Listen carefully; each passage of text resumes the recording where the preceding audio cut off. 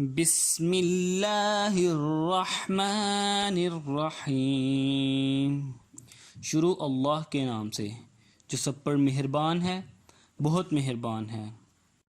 والذین کفروا وکذبوا بآیاتنا اولئک اصحاب النار هم فیہا خالدون۔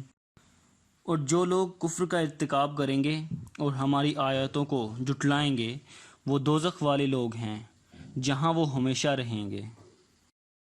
یا بنی اسرائیل اذکروا نعمتی التی انعمت علیکم واوفوا بعہدی اوفی بعہدکم وإیایا فارہبون۔ اے بنی اسرائیل، میری وہ نعمت یاد کرو جو میں نے تم کو عطا کی تھی، اور تم مجھ سے کیا ہوا عہد پورا کرو تاکہ میں بھی تم سے کیا ہوا عہد پورا کروں، اور تم کسی اور سے نہیں بلکہ صرف مجھی سے ڈرو۔ اسرائیل حضرت یعقوب کا دوسرا نام ہے۔ ان کی اولاد کو بنی اسرائیل کہا جاتا ہے۔ تمام تر یہودی اور اکثر عیسائی اسی نسل سے تعلق رکھتے تھے۔ مدینہ منورہ میں یہودیوں کی اچھی خاصی تعداد آباد تھی، اور رسول اکرم صلی اللہ تعالیٰ علیہ وآلہ وسلم نے مدینہ منورہ پہنچنے کے بعد نہ صرف ان کو اسلام کی دعوت دی تھی بلکہ ان سے امن کا معاہدہ بھی فرمایا تھا۔ لہٰذا اس مدنی صورت میں زیر نظر آیت سے آیت نمبر 143 تک مسلسل بنی اسرائیل کا تذکرہ ہے، جس میں انہیں اسلام کی دعوت بھی دی گئی ہے اور ان کو نصیحت کرنے کے ساتھ ان کی بدعنوانیوں پر متنبہ بھی کیا گیا ہے۔ شروع میں ان کو یاد دلایا گیا ہے کہ اللہ تعالیٰ نے ان پر کیسے کیسے انعامات فرمائے تھے۔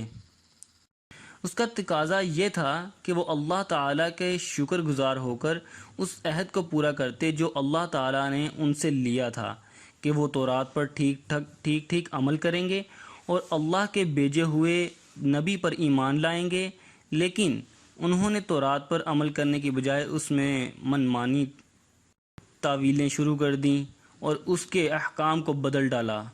چونکہ اس طرز عمل کی وجہ یہ بھی تھی کہ حق کو قبول کرنے کی صورت میں انہیں اپنے ہم مذہب لوگوں کا ڈر تھا کہ وہ کہیں ان سے بدظن نہ ہو جائیں۔ اس لیے اس آیت میں اور اس کے بعد والی آیت کے آخر میں فرمایا گیا ہے کہ مخلوق سے ڈرنے کے بجائے انہیں اللہ سے ڈرنا چاہیے اور اللہ کے سوا کسی کا خوف دل میں نہیں رکھنا چاہیے۔ وَآمِنُوا بِمَا أَنزَلْتُ مُصَدِّقًا لِمَا مَعَكُمْ وَلَا تَكُونُوا أَوَّلَ كَافِرٍ بِهِ وَلَا تَشْتَرُوا بِآيَاتِي ثَمَنًا قَلِيلًا وَإِيَّايَ فَاتَّقُونِ۔ اور جو کلام میں نے نازل کیا ہے اس پر ایمان لاؤ، جبکہ وہ اس کتاب یعنی تورات کی تصدیق بھی کر رہا ہے جو تمہارے پاس ہے، اور تم ہی سب سے پہلے اس کے منکر نہ بن جاؤ، اور میری آیتوں کا معمولی سی قیمت لے کر نہ بیچو، اور کسی اور کی بجائے صرف میرا خوف دل میں رکھو۔ بنی اسرائیل کو یاد دلایا جا رہا ہے کہ قرآن کریم وہی دعوت لے کر آیا ہے جو تورات اور انجیل کی دعوت تھی، اور جن آسمانی کتابوں پر وہ ایمان رکھتے ہیں، قرآن کریم انہیں جھٹلانے کے بجائے دو طرح سے ان کی تصدیق کرتا ہے۔